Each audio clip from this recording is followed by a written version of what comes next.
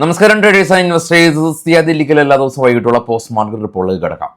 അങ്ങനെ നിഫ്റ്റി ഇന്ന് ഏകദേശം ഒരു 1.3% ഒരു ഫോൾ ഉണ്ടാക്കി. മാർക്കറ്റിൽ നിന്ന് നിക്ഷേപകരുടെ 10 ലക്ഷം കോടി മാർക്കറ്റ് ക്യാപ്പ് ഇന്ന് വൈപ്പൗട്ടായിപ്പോയി. നിഫ്റ്റി കഴിഞ്ഞ 9 മാസത്തിനിടെ ഉണ്ടാക്കിയ ഏറ്റവും വലിയ ഇടിവിന് ഇന്ന് സാക്ഷ്യം വഹിച്ചു. നിഫ്റ്റി 50-യിലെ ഓൾമോസ്റ്റ് എല്ലാ കമ്പനീസും 5%-ലേറെ ഫോള് രേഖപ്പെടുത്തി. അതുമാത്രമല്ല 2232 കമ്പനീസ് NSEയിൽ റെഡിൽ ക്ലോസ് ചെയ്തു. 264 കമ്പനീസ് മാത്രമാണ് ഗ്രീനിൽ ക്ലോസ് ചെയ്തിട്ടുള്ളത്. ഒല ഇലക്ട്രിക്കൽ പോലെയുള്ള കമ്പനീസ് കഴിഞ്ഞ 10 ദിവസമായിട്ട് ഇടിവിലാണ് ഉള്ളത്. നിഫ്റ്റിയിലെ ഏറ്റവും വലിയ ഇടിവ് രേഖപ്പെടുത്തിയത് eternal, Sun Pharma, call India, trend, IndiGo തുടങ്ങിയ കമ്പനികളാണ്. അപ്പോൾ ഇൻഡിഗോയുടെ പെനാൽറ്റി കൊടുത്തത് കൊണ്ട് എന്തുകൊണ്ട് ഇടിയുന്നില്ല എന്നുള്ള ഏതോ ഒരു സുഹൃത്തിൻ്റെ ആ ഒരു ക്വസ്റ്റ്യന് ജസ്റ്റിഫൈ ചെയ്തു. ഇൻഡിഗോ വലിയ തോതിൽ ഇടിഞ്ഞ് നിഫ്റ്റി 50-യിലെ ടോപ്പ് ലൂസേഴ്സിൽ ഇടം പിടിച്ചിട്ടുണ്ട്. US മാർക്കറ്റ് ഇന്നലെ മാർട്ടിൻ ലൂതർ കിങ് ഡേ കാരണം അവധിയായിരുന്നു. എങ്കിലും US ഫ്യൂച്ചർ അതിരാവിലെ തന്നെ ഇടിവ് രേഖപ്പെടുത്തിയത് നമ്മൾ കണ്ടിരുന്നു. ഇപ്പോൾ ട്രേഡ് ചെയ്യുന്ന എല്ലാ യൂറോപ്യൻ US ഫ്യൂച്ചർ മാർക്കറ്റുകളിലെല്ലാം തന്നെ ഗംഭീരമായിട്ടുള്ള ഇടിവിലാണ്. അപ്പോൾ ഈ ഒരു ഫിയർ കാരണം ഗോൾഡ് അതിശക്തമായ രീതിയിൽ കയറിയത് നമ്മൾ കണ്ടു. ഏറ്റവും ടോപ്പിൽ നോക്കുകയാണെങ്കിൽ ഗോൾഡ് $53 ഉയർന്ന് 44,731, സിൽവർ $6 ഉയർന്ന് 95, ബിറ്റ്കോയിൻ $2000 ഇടിഞ്ഞ് 91,000, ബ്രന്റ് ഓയിൽ 64, ഗിഫ്റ്റ് നിഫ്റ്റി നമ്മുടെ മാർക്കറ്റ് ക്ലോസ് ചെയ്തതിന് ശേഷം ഒന്ന് പൊടിക്ക് മുന്നേറിയിട്ടുണ്ട്. ഡോ ഫ്യൂച്ചർ കാണാം 600 പോയിന്റ് ഇടിഞ്ഞു.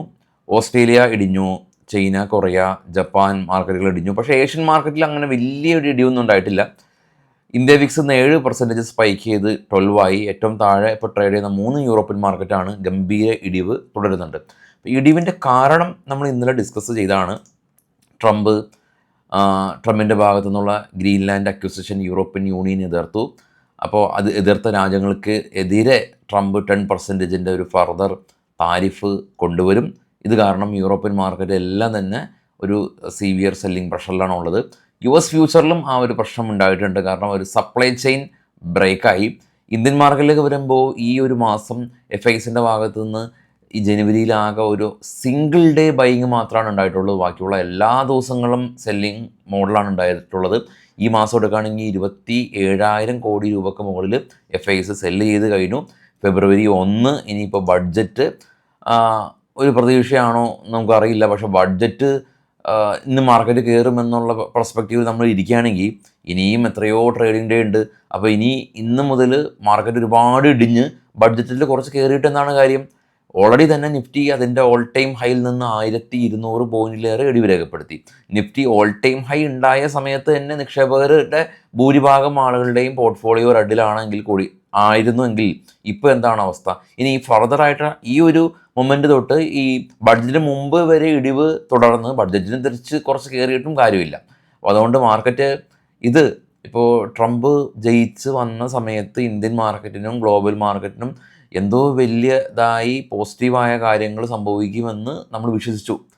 ഞാൻ ഉൾപ്പെടെ വിശ്വസിച്ചു. പക്ഷേ അത് അധികാരമേറ്റ അന്നേ ദിവസം തൊട്ട് താരിഫിൻ്റെ തലവേദനകളും അതിനുശേഷം ഗ്രീൻലാൻഡ്, അതിനുശേഷം പല പല പ്രശ്നങ്ങൾ കാരണം അദ്ദേഹം അധികാരം എടുത്തതിന് ശേഷം മാർക്കറ്റ് വലിയ തോതിൽ വോളറ്റൈൽഡ് ആയിട്ടുണ്ട്.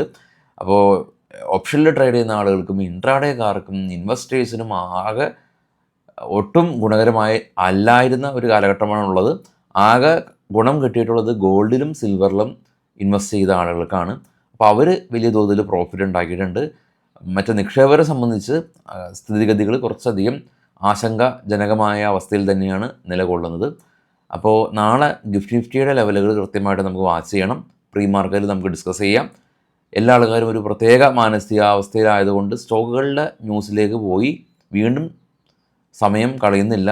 നമുക്ക് നാളെ പ്രീ മാർക്കറ്റിൽ കാണാം. എല്ലാവർക്കും ശുഭരാത്രി.